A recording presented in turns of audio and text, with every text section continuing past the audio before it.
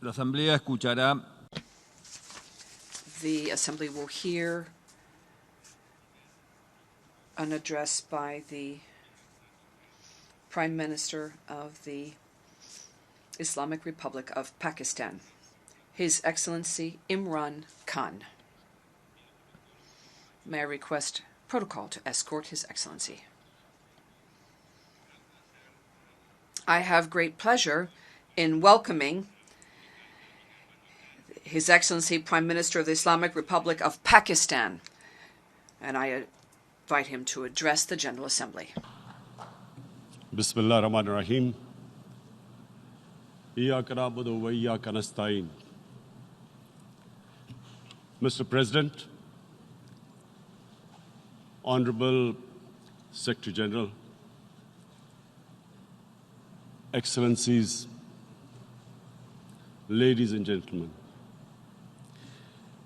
I feel honored today to represent my country at this forum of world leaders, where we have a chance to discuss problems that the world is facing. I want to talk about a lot of problems, but just 4 today. And I especially came to this forum despite a difficult time in my country, facing challenges. I would not have come, but because I feel that there are some very urgent problems which the world must address. So first of all, I start with climate change. So many leaders have talked about climate change. But Mr. President, I feel that there is a lack of seriousness. Perhaps world leaders some of the leaders who can do a lot, do not realize the urgency of the situation. We have a lot of ideas, but as someone said, ideas without funding is mere hallucination. Pakistan, I'll give you start with my own country. Our country is amongst the top 10 nations in the world which are most affected by climate change.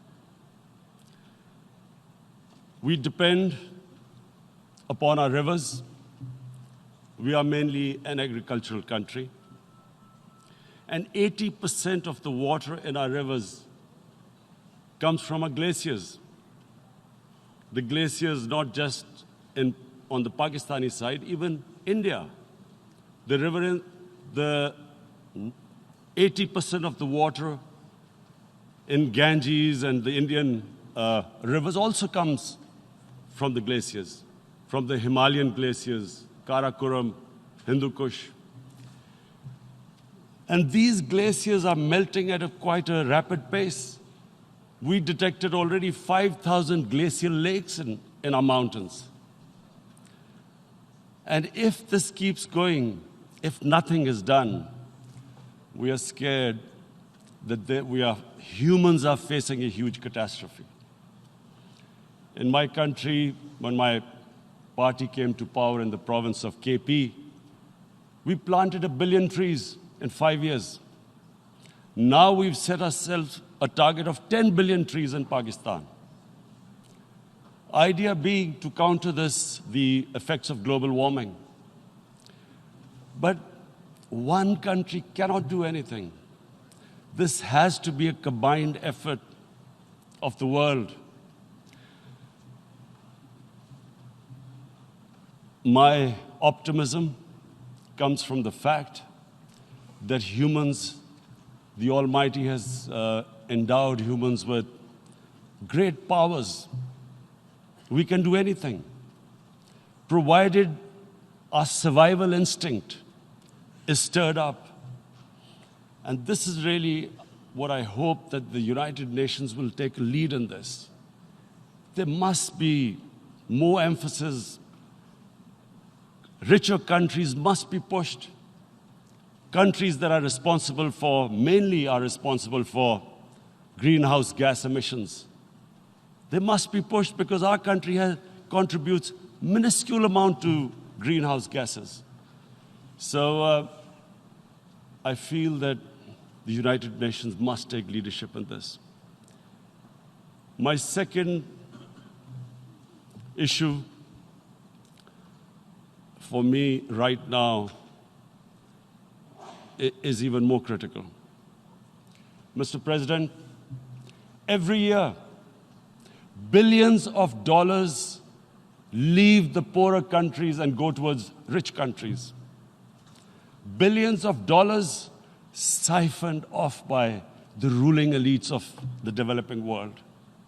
And they find their way into Western bank accounts, offshore accounts, tax havens, expensive properties hidden behind companies bought in Western capitals. Mr. President, this is devastating the developing world. This is causing more poverty, debts. It's impoverishing the developing world. The difference between rich and poor countries is growing because of this. Money laundering, which happens because money leaves the poorer countries into rich countries, is not treated the same as, for instance, money from drugs or terror financing. The seriousness which terror financing and money from drugs, the way it is treated, it's not the same. The way the poor countries are being plundered by their elites. It's not happening. In my country, when I took charge of our government a year back, in the 10 years preceding that, our total debt went up 4 times. The debt we had accumulated in 60 years, just in 10 years, it went up 4 times. As a result, the total revenue we collected in 1 year, half of it went into debt servicing. How are we going to spend money on our human beings, 220 million people, when half the money is going into debt servicing? Because our country was plundered by the elites, the ruling elite. And easily they could get the money out. And when, Mr. President, we located properties in Western capitals bought by this money through corruption and money laundering, located the properties of these corrupt leaders, we find it so difficult to retrieve it. That money, if we retrieved that money, we could spend on our human beings. But it's so difficult. The laws protecting these criminals.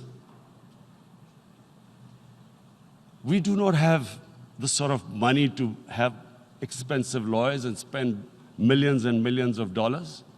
We need help from the rich countries. And Mr. President, it's critical. The rich countries must show political will. They cannot allow this to happen. How can the poor countries spend money on human development, which the United Nations asks, SDG? How are we going to do it when this money can easily leave our countries? So, unless the rich countries intend to build walls to stop economic refugees coming as we see right now, they must take action. They must take action now. It must be a deterrent. Corrupt ruling elites should not be able to take money out easily and park it into foreign bank accounts and into these properties abroad. And I never understand why. Why do we have these tax havens? Why is this allowed? Why shouldn't rich people pay taxes?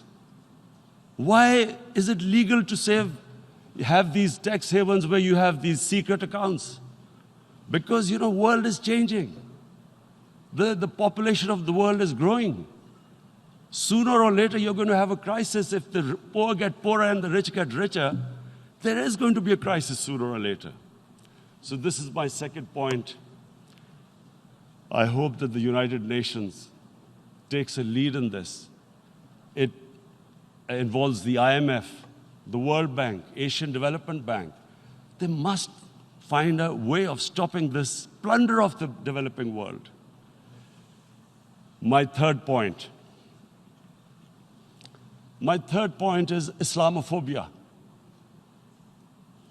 There are 1.3 billion Muslims in this world. There are millions of Muslims living in other countries, European countries, and the US as minorities. Islamophobia, since 9/11, has grown at a pace where it is alarming. Human communities live together. There should be understanding amongst them. But Islamophobia is creating a division. Muslim women wearing hijab, it's become an issue. It's become an issue in some countries. Hijab is some sort of a weapon. A woman can take off her clothes in countries, but she can't put on more clothes. How is this happening? Because of Islamophobia.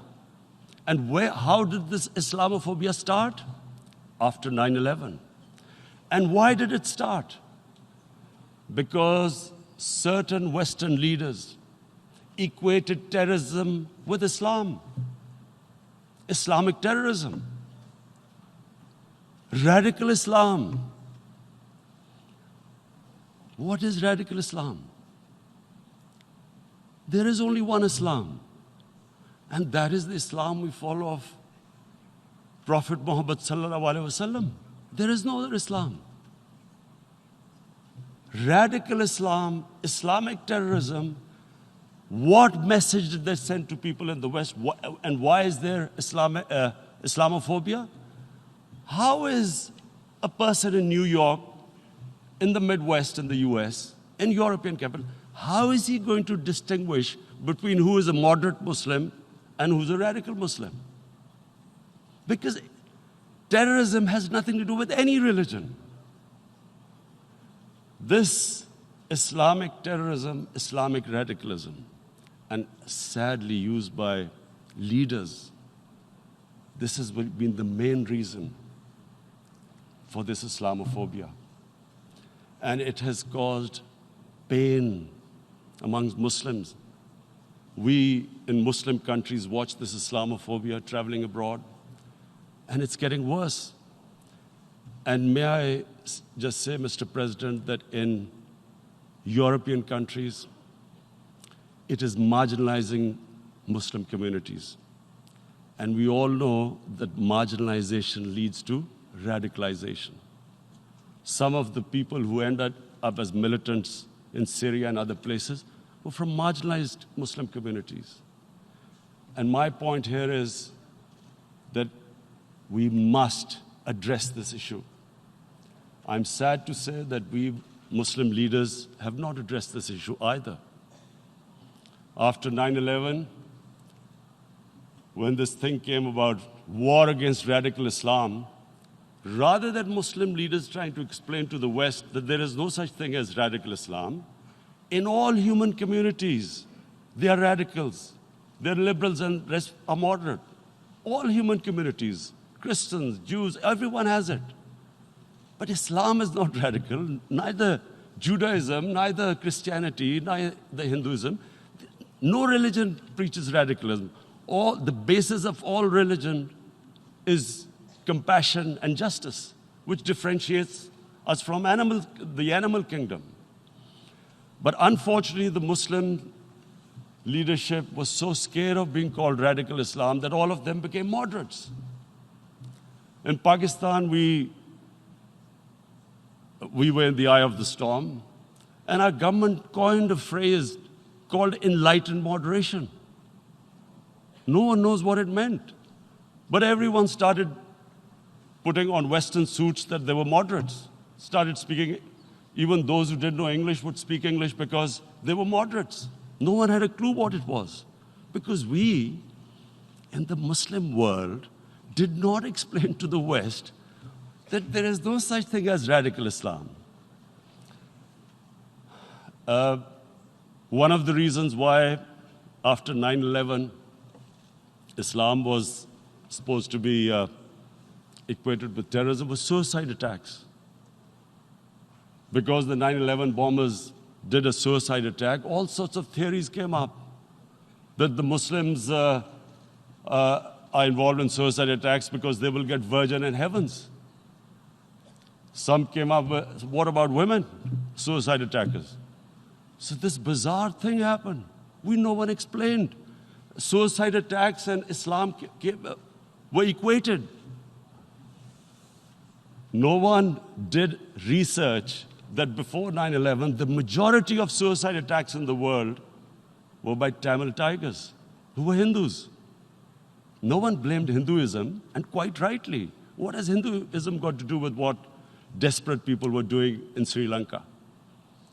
We all know we've seen films about Japanese kamikaze pilots at the end of the Second World War doing suicide attacks. No one blamed the religion. But here we were trying to prove we were moderates and not explaining to the West.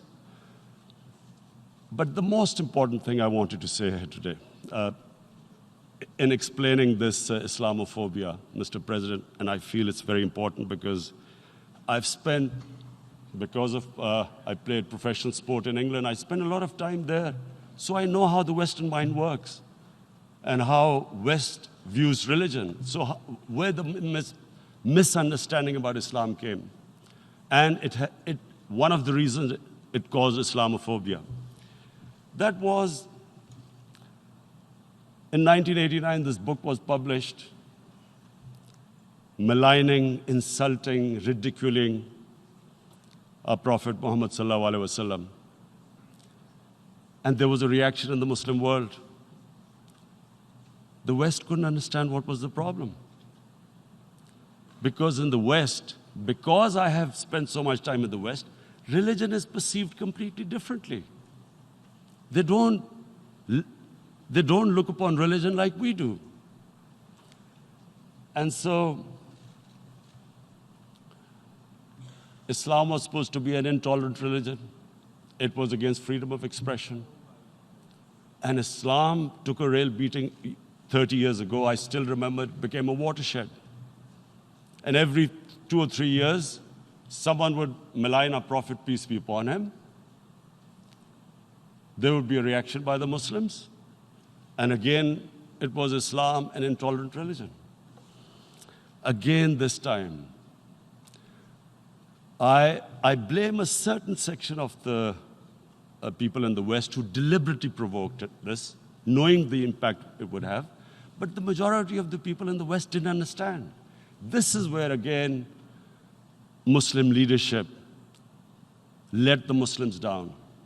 We should have explained to them what our Prophet, peace be upon him, means to us. So in 1 minute, I'll try and explain what he means to us. Our Prophet was the witness to the divine book, the Holy Quran. The Holy Quran is the book of guidance for Muslims, and the Prophet's life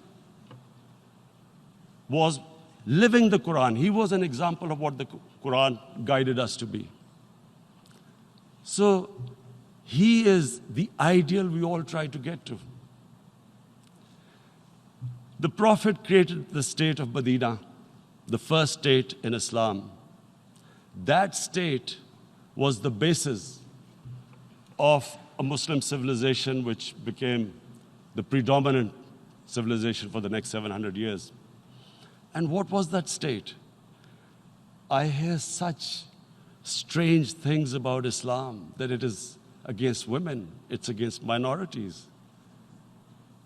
The first state of Islam in Medina, it was the first time a welfare state was set up. The state took responsibility of the weak, widows, orphans, poor people, handicapped. It taxed the rich, spent the money on the poor.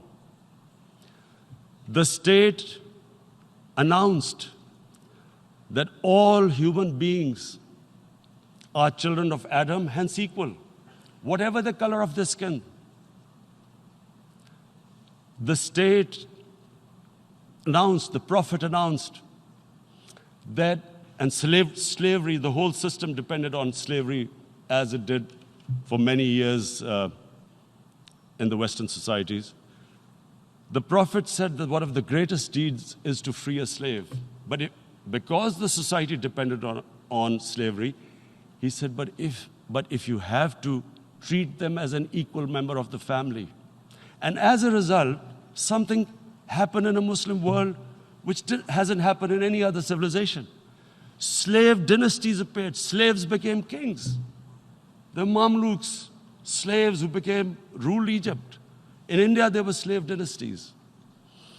And then, with minorities, again, you hear that Islam is supposed to be against minorities. Let me just make this clear. In Islam, the Prophet announced that everyone was free to practice his religion. It was a sacred duty to protect the places of worship of all religions. He announced that every person is equal in front of law, whatever his religion or his color. And this incredible case, and I always quote this, that the fourth Khalifa, the head of state of Medina, he lost a court case against a Jewish citizen. So, number one, it showed there was a rule of law, no one was above law. And number two, that a Jewish citizen was an equal citizen. So, Mr. President, when a Muslim society is unjust to its minorities, it is going against the religion of Islam and our Prophet, peace be upon him. So, it is important to understand this. The Prophet lives in our hearts. When he's ridiculed, when he's insulted, it hurts. As we human beings understand one thing, the pain of the heart is far, far, far more hurtful than physical pain. And that's why the Muslims react. And I always thought that if I ever had the stage, I would try and explain this to the world community, especially to the Western community, because having lived in the Western community, people didn't understand this. When I first went as a teenager to England, there was a comedy film on Jesus Christ. It's unthinkable in Muslim societies. So we need to explain that, look, in a human community, we must be sensitive to what causes pain to other human beings. We have, in the Western society, and quite rightly, the Holocaust is treated with sensitivity because it gives the Jewish community pain. That's all we ask, that do not use freedom of speech to cause us pain by insulting our Holy Prophet. That's all we want. And now, the number fourth point, Mr. President, and this is the most critical point, is the reason why I especially came here. It is about what is happening in Kashmir. Before I go on this, I want to make one thing clear, that when we came to power, my first priority was that Pakistan would be a country which will try its best to bring peace. We had been through this war on terror. We joined the United States war on terror after 2001. And Pakistan went through one of its worst periods where 70,000 Pakistanis died and over 150 billion was lost to our economy. And Mr. President, I opposed the war because in the 80s, Pakistan had joined the Western countries in what was the freedom struggle then in Afghanistan against the Soviets. And it was funded by the Western countries. These mujahideen groups, which were treated in guerrilla warfare, were trained by Pakistan Army, funded by the Western countries, and especially US, and they waged what was a freedom struggle in Afghanistan. The Soviets called them terrorists. We called them freedom fighters. 1989, the Soviets retreated. The Americans packed up and left. Pakistan was left with these groups. Come 9/11, Pakistan joined the United States in this war on terror. And now our government was supposed to, the reason why I opposed joining this war, because here we had indoctrinated them in jihad, meaning freedom struggle against foreign occupation. Now, because we had joined the US, and the US had occupied Afghanistan, now we were supposed to tell them that, no, this is not freedom struggle and jihad, it's terrorism. So that's why I tried to tell then government that, stay neutral because you will have leverage over them. You will be able to control them. But if you join them, you become collaborators and they will attack you, which is what happened. They turned against us. We went through a nightmare. 70,000 people killed in a war we had nothing to do with. No Pakistani was involved in 9/11. Taliban were in Afghanistan. Al-Qaeda was in Afghanistan. What had we to do with it? 70,000 Pakistanis died. So when we came to power, we decided that we would dismantle what was left of these groups. And this decision was taken not just by us, but by all the political parties in Pakistan. Unfortunately, they didn't implement it. So we came to power, we decided to implement it, and we dismantled whatever was left of the groups. And I know that India keeps accusing us that there are these groups there. I would like the United Nations to send observers, see for themselves what we've done. No Pakistani government would have dared to do this because it would have created strife. But we decided that there would be no militant organizations in Pakistan. So I need to give you this background and to what I'm going to say later on. And secondly, we started mending fences. I invited the Afghan president. We developed a relationship with Afghanistan. We had problems with Iran. We mended fences there. And then India. Now let me just give you a little background about my relationship with India. Because of cricket, and cricket being it's a passion in the subcontinent, I had great following in India. I have friends in India. And I loved going to India. So immediately, when my party came to power, the first thing we did was to immediately reach out to India. And I spoke to President Modi and I said, look, we have similar problems. Climate change, poverty, let's get together. Let's resolve our differences through trade. Let's build a relationship on trust. Prime Minister Modi told me that, there were terrorist attacks from Pakistan. I said, we have problems with you. There are terrorist attacks which we know are instigated by India in Balochistan.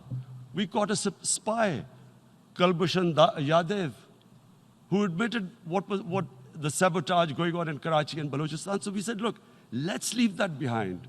Let's move forward. Our main priority should be our people. The highest number of poor people live in the Indian subcontinent. Unfortunately, didn't make any headways. Our foreign minister was supposed to meet on this in the UNGA last year. India cancelled it. We thought that it's their election coming up. It's a nationalist, ultra-nationalist party. It doesn't want to cozy up to Pakistan. So we thought, okay, we'll wait till the elections. Meanwhile, a 20-year-old Kashmiri boy, whose father said was radicalized by the security forces in Kashmir, blew himself up on an Indian convoy. Immediately, India blamed us.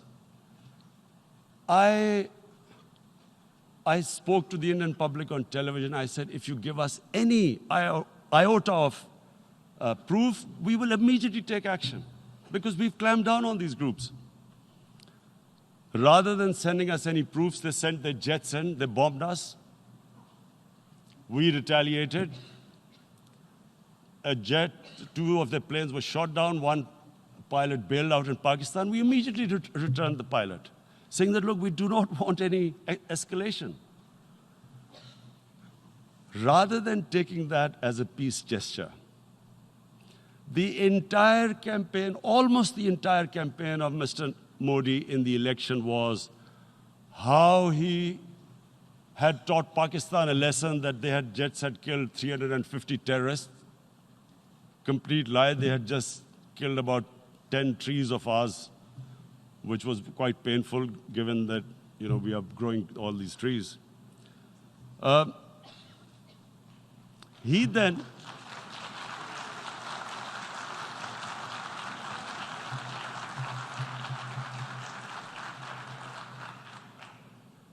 the election campaign, Mr. Modi used words like, this is just a trailer.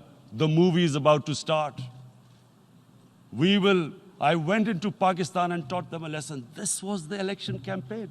Okay, so we thought, us politicians make all these statements to win elections. So, okay, after elections, we'll get back to our normal relationship. Well, the moment the elections ended, we approached India. No response, but then we discovered they were trying to push us in the FATF blacklist to bankrupt us. That's when we realized there was an agenda. And that agenda became obvious on the 5th August when India went against 11 United Nations Security Council resolutions, which say that Kashmir is a disputed territory, and the people of Kashmir have the right of self-determination. They went against that. They went against Simla Accord, which is about bilateral, sorting out our differences through bilateral means, went against that. They actually went against the Indian Constitution. Illegally, they revoked Article 370, which gave Kashmir the special status. They got an extra 180,000 troops there. Total number of security forces in Kashmir now are 900,000. And they put 8 million people of Kashmir under curfew.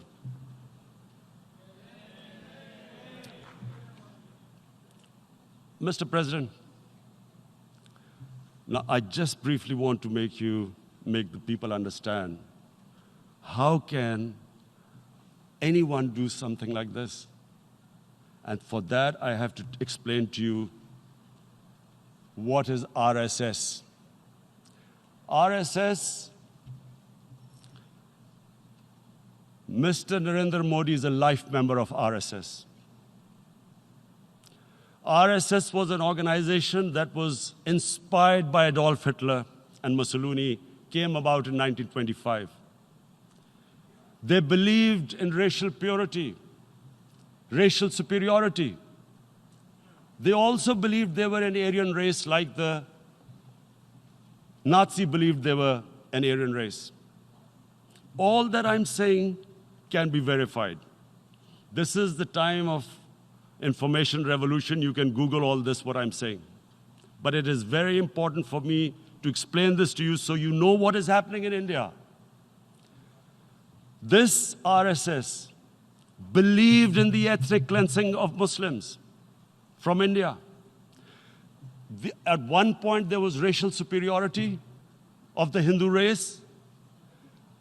Secondly, it was hatred for the Muslims and for the Christians, because they believed that this golden age of Hindu civilization was stopped because of Muslim rule centuries back and then the British rule of India. So it was racial superiority and hatred for Muslims and Christians. This is openly stated. You look at the founding fathers of RSS, Golwalkar and Savarkar. Just Google them and you'll find out. And this ideology of hate is what murdered the great Mahatma Gandhi in 1948. It was this ideology of hate that made Narendra Modi in 2002 do a pogrom against Muslims in Gujarat when he was the chief minister. He allowed 3 days for these RSS goons who were inspired by the Hitler brown shirts. They actually wear brown shirts. This RSS, the Congress Home Minister gave a statement that in RSS camps, terrorists are being trained. And these terrorists butchered 2,000 Muslims and 150,000 Muslims were made homeless. Narendra Modi could not travel to the US because of that. And I need to make you understand this background before I explain to you that what sort of a mindset would lay siege to 8 million people with 900,000 troops. Women, children, sick people, locked in as animals. In fact, of what I know of England, if 8 million animals were locked in, the RSPCA would have made a lot of noise about it. These are human beings.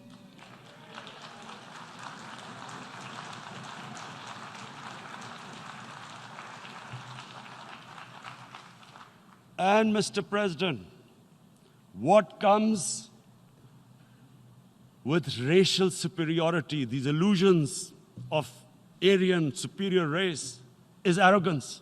The two go together. And it's arrogance that makes people make mistakes and do stupid things. Cruel things like what Narendra Modi has done. It's sheer arrogance. And it's arrogance that has blinded him from the fact that what is going to happen when the curfew is lifted? Has he thought about it? This hasn't been thought through. What is he going to do when he lifts the curfew? Does he think that people of Kashmir will quietly accept the status quo because India has changed the constitution and taken away the special status? They'll accept that? Mr. President, 100,000 Kashmiris have died in the past 30 years because they were denied the right given by the United Nations, the right for self-determination. 100,000 have died and 11,000 women have been raped. There are 2 United Nations human rights reports on this. The world hasn't done anything because India is a huge market, 1.2 billion people. Sadly, the material prevails over the human. But this has serious consequences. Again, I repeat, that's why I'm here. Look, what is going to happen when the curfew is lifted will be a bloodbath. The people will come out. There are 900,000 troops there. They haven't come to, as Narendra Modi says, he's done this for prosperity of Kashmir. This is supposed to be for the development. These 900,000 troops, what are they going to do when they come out? There'll be a bloodbath. Has he thought it through what happens then? Mr. President, has anyone thought that what happens when there is a bloodbath? What do you think the impact will have on people of Kashmir? What do you think they will think? The way they have been boxed in their houses, treated like worse than animals, no rights. Thousands of all the political leadership has been arrested, taken out of Kashmir. Even those Kashmiri leaders who were pro-India have been taken out. 13,000 boys have been picked up and taken to God knows which destinations.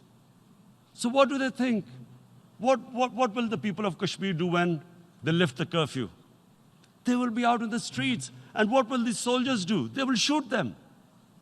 They've already used pellet guns, blinded young boys. In the last 6 years, the 5 years, the oppression that has gone on in Kashmir. And so, Kashmiris will be further radicalized. Mr. President, there will be another Pulwama.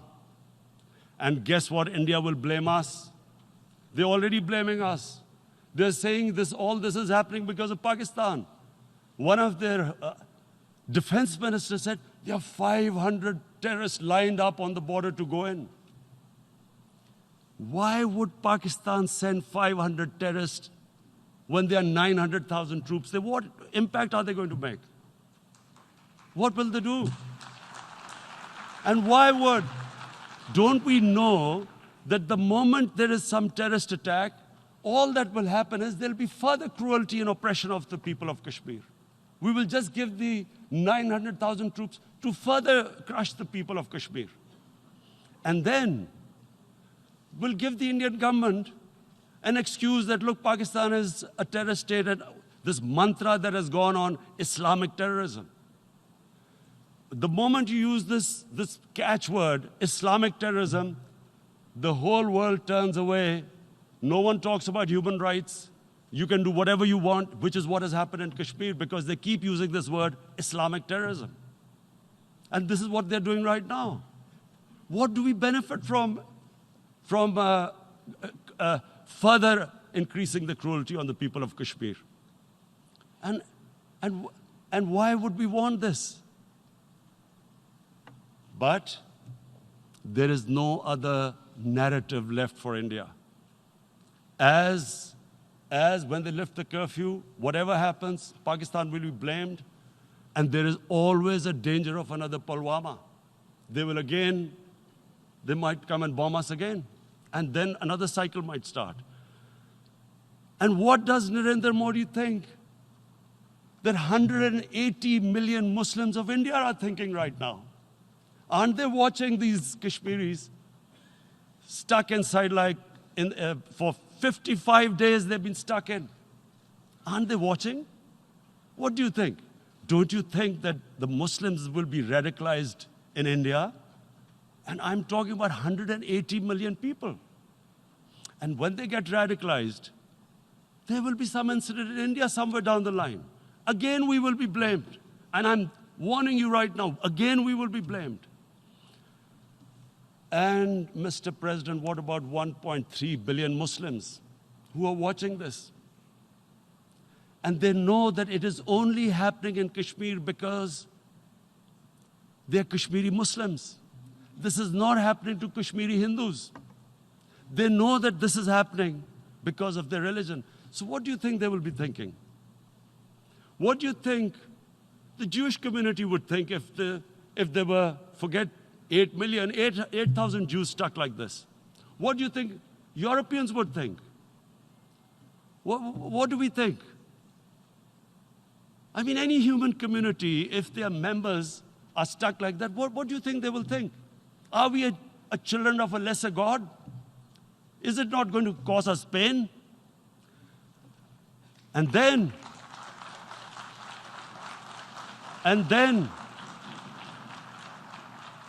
I'll tell you what will happen. People will, in the 1.3 billion Muslims, someone will pick up arms. I know we've been brought up with films, Western films. This good, decent guy doesn't get justice. he decides to pick up a gun and start seeking justice. There was a film made in New York, famous film called Death Wish. This guy gets mugged by and his family, his wife gets killed or something. He can't get justice. He picks up a gun and he goes around shooting muggers. And the whole cinema cheers him on. So what do you think the Muslims are thinking right now? If there is a bloodbath, there will be Muslims becoming radicals, not because of Islam, but because of what they will see, that there's no justice when it comes to Muslims. There were Rohingya Muslims, Myanmar, who are, God knows, almost 1 million people out, ethnic cleansing. What was the response of the world community? So what do you think will be the response of 1.3 billion Muslims? I picture myself. I'm in Kashmir. I've been locked up for 55 days. I have heard about, and there are rapes, Indian Army going into homes, soldiers. Would I want to live this humiliation? Would I want to live like that? I would pick up a gun. You're forcing people. You are forcing people into radicalization. When people lose the will to live, what is there to live for? And this is what, if you can do this to human beings, you are actually radicalizing people. And so, Mr. President, I want to repeat here, this is one of the most critical times. There will be a reaction to this. Pakistan will be blamed. 2 nuclear-armed countries will come face to face like we came in February. And before we head in that direction, the United Nations has a responsibility. This is why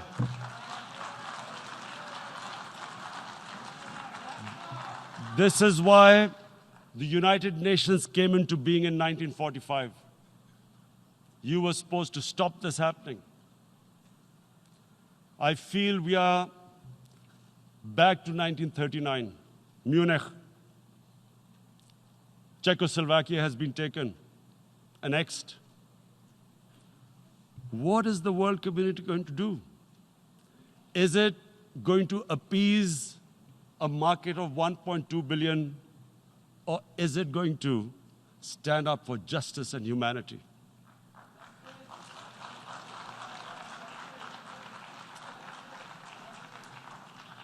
If this goes wrong, you hope for the best, but be prepared for the worst.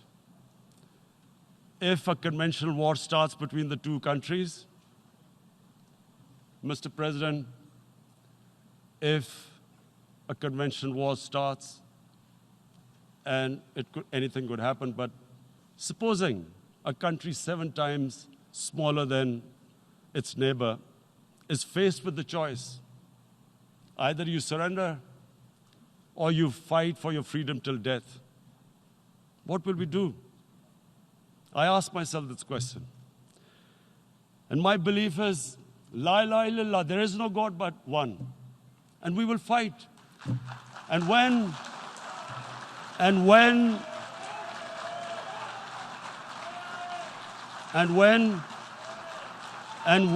a nuclear-armed country fights to the end, it will have consequences far beyond the borders. It will have consequences for the world, which is why I repeat I'm here. Because I'm warning you, it's not a threat. It's a fair worry that where are we headed? And I've come here to tell the UN, you've got to, this is a test for the United Nations. You are the one who guaranteed the people of Kashmir the right of self-determination. They are suffering because of that. And this is the time. This is the time not to appease like in 1939 appeasement took place. This is the time to take action. And number 1 action must be that India must lift this inhuman curfew, which has lasted for 55 days. It must free all political prisoners, and especially those 13,000 boys that have been picked up. Parents don't know where they've disappeared. And then the world community must give the people of Kashmir the right of self-determination. Thank you. En nombre de la Asamblea General agradezco. On behalf of the General Assembly, I would like to thank His Excellency, the Prime Minister of Pakistan, and I ask protocol to escort His Excellency.